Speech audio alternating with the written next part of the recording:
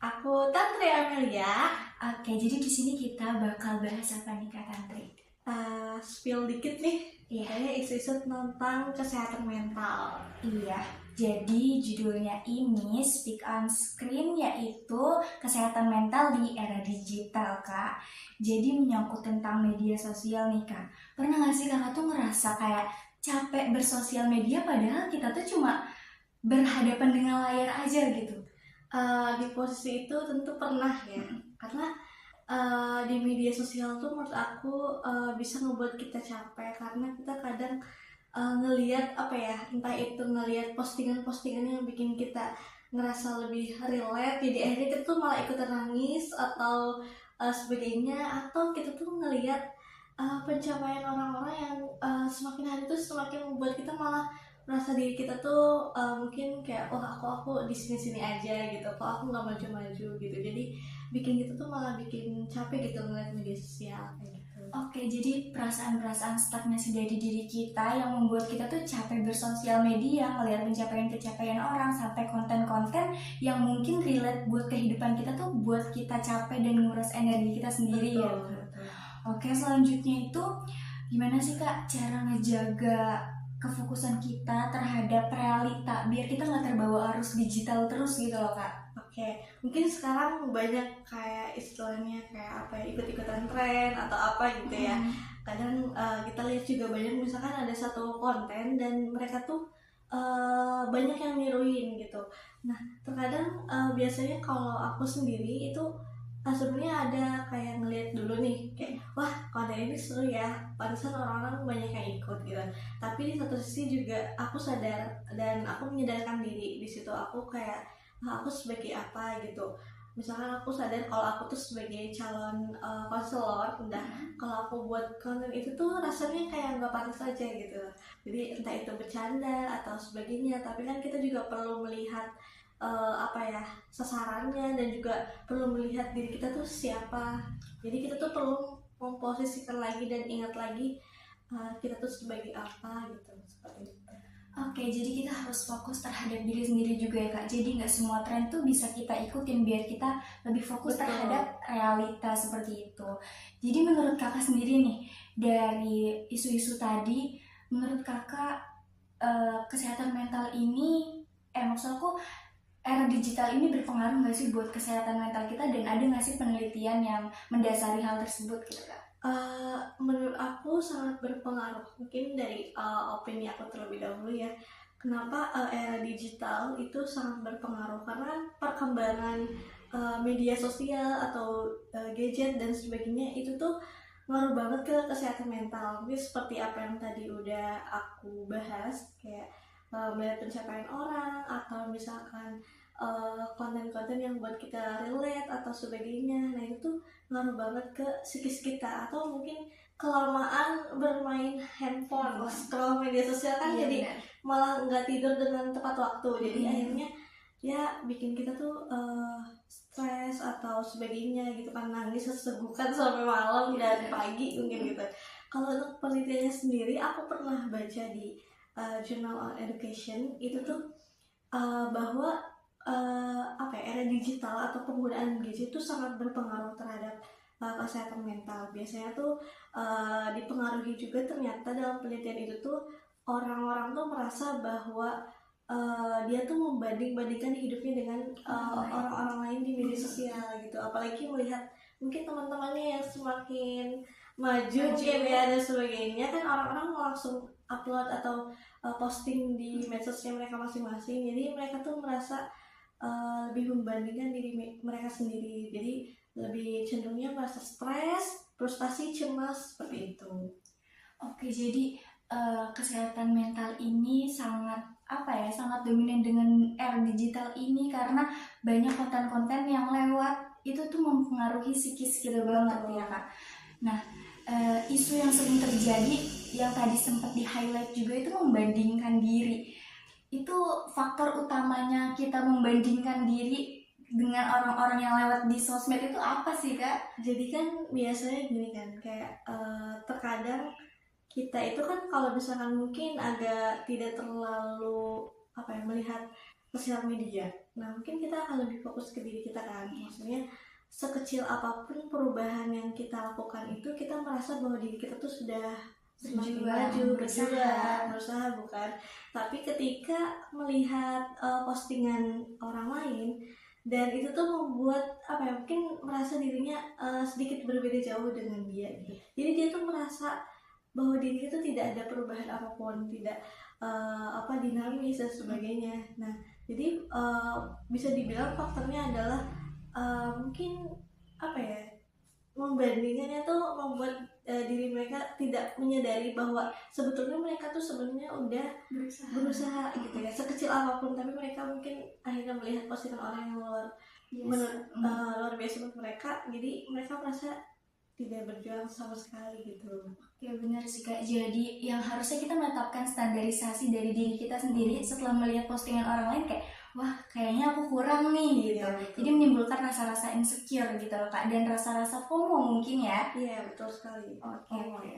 Selanjutnya yaitu menurut Kakak sendiri nih, cara mengatasi FOMO itu sendiri tuh gimana sih Kak? FOMO ya. FOMO itu kan biasanya ikut-ikutan ya gitu. Kayak tadi mungkin yang pertama kita bahas yang masalah konten atau yang lagi trending gitu kan. Yang untuk mengatasinya sih pertama tentunya menyaksi seperti awal tadi ya, menyaksi dulu konten itu tuh sebetulnya memang bagus atau enggak sih gitu kan. Terus juga melihat nih dampak yang ditimbulkan kalau misalkan kita ikut-ikutan. Kalau misalkan memang dampaknya sangat negatif dan ya atau cenderung memunculkan dampak yang negatif, lebih baik kita tidak usah gitu. Tapi kalau misalkan memang itu positif untuk diri kita maupun orang lain, kita bisa sih ikut-ikutan mungkin konten yang FOMO seperti entah itu tentang pendidikan atau edukasi juga, memberikan edukasi yang bermanfaat seperti itu. Jadi kita perlu menyeleksi juga sih isi dari konten itu sendiri, terus juga dampaknya kalau kita ngelakuin, terus juga mungkin ya sasarannya nanti yang lihat kan sekarang banyak ya, nggak cuman orang dewasa tapi ada anak-anak kecil gitu, jadi mungkin bisa juga tuh dari hal-hal itu. Oke, jadi menyaring informasi dan konten-konten yang relevan aja buat diri kita ya Kak, dan membatasi diri dari konten-konten yang seharusnya tidak perlu gitu loh Kak.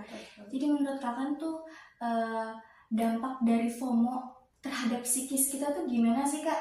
Oke, buat psikis ya, ini kan FOMO ikut-ikutan, jadi dia tuh merasa bahwa ya betul kita harus mengikuti perkembangan zaman tentunya, tapi di situ kalau terlalu berlebihan juga tapi kita belum siap gitu kan, maksudnya kita memaksakan untuk ikut-ikutan, malah kesannya malah jadinya kita terlalu memaksa dan akhirnya membuat kita tuh mungkin lebih overthinking, kayak aku ikutan gini, mungkin dia belum siap dengan komentar-komentar yang akan nanti terjadi bukan, atau komentar dari video atau konten yang dia buat tuh seperti apa, bisa jadi dia belum siap gitu kan. Jadi bisa jadi komentar itu akan mempengaruhi psikisnya mereka atau pikiran mereka yang akhirnya malah overthinking dengan perkataan-perkataan orang, menjelek-jelekan dan sebagainya ya. Masih mending kalau memang dapat komentarnya tuh positif semua ya, tapi kan tidak memungkinkan kita bermain media sosial saja pasti ada komentar negatifnya gitu ya. Jadi ya itu bisa berpengaruh terhadap psikisnya mereka. Oke, berarti psikis mereka ini bisa terpengaruh dari komentar-komentar negatif yang mana itu tuh bisa menimbulkan cyberbullying ya Kak ya. Oke, cyberbullying. Ngomong-ngomong tentang itu, penyebab dari cyberbullying ini apakah dari FOMO doang Kak atau ada yang lain? Oke, cyberbullying itu kan kejahatan di media sosial ya. Iya. Karena jadi sebetulnya banyak macamnya gitu kan, ada verbal atau ada dari verbal itu kan bisa dari kata-kata, komentar dan sebagainya, atau ada juga yang menyebarkan berupa foto atau video ataupun hal-hal yang tidak senonoh gitu ya untuk kita lihat gitu. Jadi menurut aku mungkin nggak hanya dari FOMO aja. Kalau FOMO bisa jadi dari komentar-komentar jahat dan sebagainya gitu. Kalau misalkan menyebarkan foto, video dan sebagainya, memang terkadang ada oknum yang sangat jahil sekali gitu ya maksudnya kita walaupun kita sudah berusaha semaksimal mungkin di media sosial atau sebagainya, terkadang kita upload foto sudah tertutup dan sebagainya pun sekarang sudah bisa diedit gitu ya. Jadi ada faktor juga dari mungkin kecanggihan AI ataupun ya teknologi gitu kan. Terus juga memang ada orang yang jahil juga yang emang otak-otaknya yang cyberbullying gitu ya, walaupun kita sudah menjaga, atau mungkin dari diri kita juga yang masih belum bisa mengantisipasinya. Betul, kayak misalkan kita terlalu oversharing di media sosial atau sebagainya. Jadi faktornya bisa jadi dalam diri kita ataupun dari orang lain juga. Oke, jadi menurut Kak Tantri, kenapa sih cyberbullying ini seolah-olah tuh dinormalisasikan? Ada perspektif yang malah menyalahkan si pelaku atau yang memposting itu, kayak misalnya perempuan yang tidak menutup aurat. Jadi kayak kenapa dia ngepost foto ini? Kalau nggak mau dibully di sosial media atau tidak mau dilecehkan seperti itu loh Kak. Betul. Bahkan terkadang pelaku sendiri merasa takut ya. Atau mungkin korban yang dilecehkan juga merasa takut gitu akan disalahkan dan sebagainya gitu kan. Jadi kan itu pentingnya adalah kita mengetahui jenis-jenis cyberbullying dan juga mengetahui faktor penyebabnya gitu kan. Maksudnya faktor penyebab yang tadi aku katakan juga kan enggak hanya dari orang lain tapi dari diri kita juga gitu kan, yang perlu menjaga ya. Walaupun ya istilahnya kita berhak dan bebas untuk mengekspresikan atau mengupload apapun, tapi kita juga perlu mengantisipasi atas banyaknya kejahatan sekarang yang terjadi gitu kan.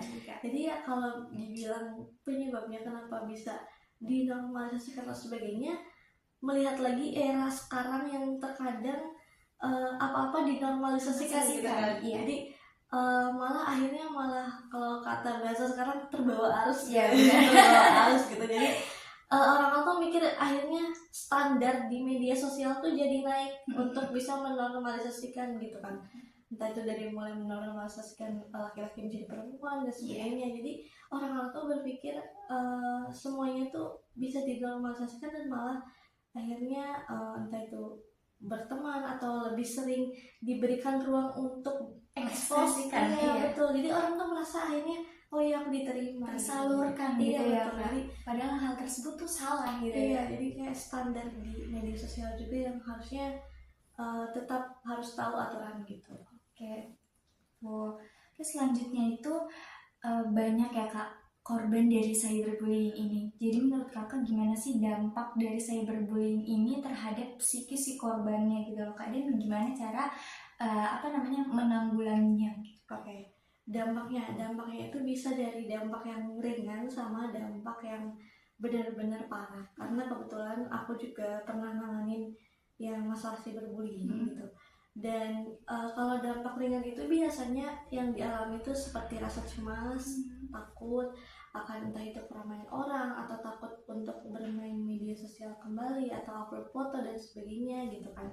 Cemas, khawatir, gelisah gitu kan, takut terjadi lagi atau takut bertemu orang yang sudah menjahatinya gitu ya. Kalau dampak beratnya itu orang itu bisa menjadi depresi ataupun akhirnya dia memutuskan untuk mengakhiri hidupnya karena merasa dirinya terganggu hidupnya akan cyberbullying itu. Jadi karena entah itu sudah dilecehkan atau sudah seperti apa dan tidak ada kejelasan entah itu hukum atau kejelasan perlindungan yang benar-benar melindungi dia merasa akhirnya dia sendiri, takut sendiri. Betul. Jadi akhirnya depresi dan juga tidak bisa memikirkan hal-hal yang positif, jernih gitu dan sebagainya. Jadi itu sih dampaknya kan sangat bahaya ya, apalagi kalau yang berat gitu. Jadi dan untuk menanggulanginya itu seperti apa yang tadi dikatakan bahwa dari kita juga perlu menjaga-jaga tidak terlalu oversharing gitu kan, tidak terlalu sebagainya. Kalaupun memang kita suka orang atau orangnya tuh suka dengan hal-hal yang menceritakan tentang dirinya dan sebagainya, mungkin bisa juga membuat akun yang hanya private aja yang untuk membatasi orang-orang tahu aja gitu kan maksudnya. Jadi kan kita nggak tahu kejahatan jam sekarang seperti apa Betul gitu. sih, Jadi ya. dari diri kita juga perlu menjaga, terus juga kita perlu melihat juga hal-hal apa yang harus kita posting atau tidak gitu kan dan sebagainya. Terus ya melihat situasi lingkungan juga sih gitu kan. Jadi kira-kira media sosial sekarang semakin berkembang seperti apa gitu. Jadi kita juga harus melek gitu ya media sosial gitu. Oke, jadi cara penanggulangannya itu mulai dari diri kita sendiri yang harus memilah dan memilih apa yang harus diposting, apa yang tidak boleh diposting gitu ya Kak. Oh iya, pada satu lagi deh. Oke. Karena takutnya kayak kok cuma diri kita doang yang harus mencoba, tapi kita juga perlu mungkin memberikan layanan psikologikasi untuk orang-orang banyak gitu ya mengenai jahatnya sih berbullying gitu. Jadi selain diri kita yang berubah, tapi orang lain juga bisa tahu gitu. Oke.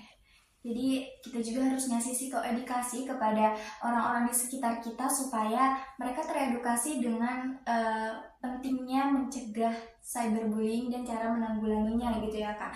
Biar semuanya bisa menggunakan sosial media dengan bijak lagi gitu ya Kak.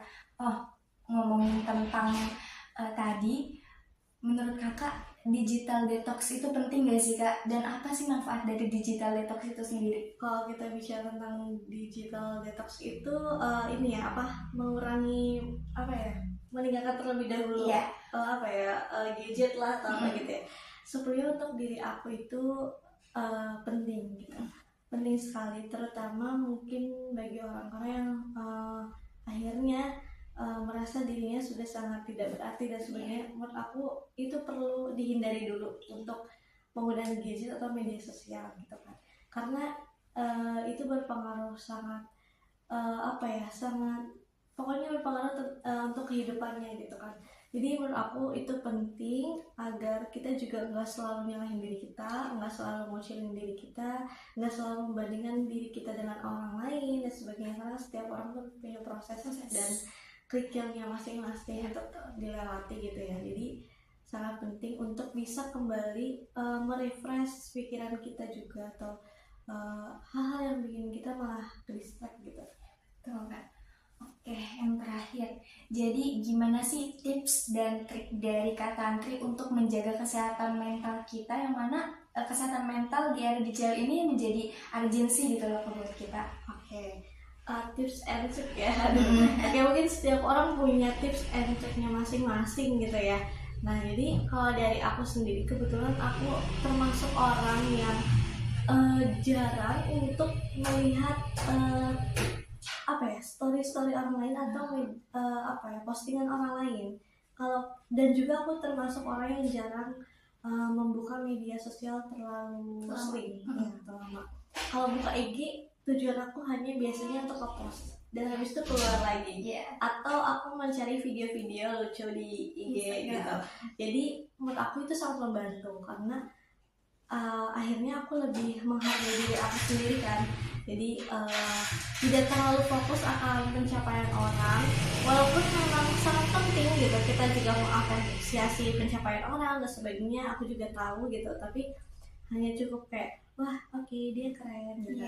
Oke, mengucapkan selamat, saling support, habis itu kembali lagi dan fokus lagi ke diri kita untuk menjalankan apa tujuan kita gitu. Jadi menurut aku bisa mengurangi juga untuk menggunakan media sosial yang terlalu berlebihan gitu ya.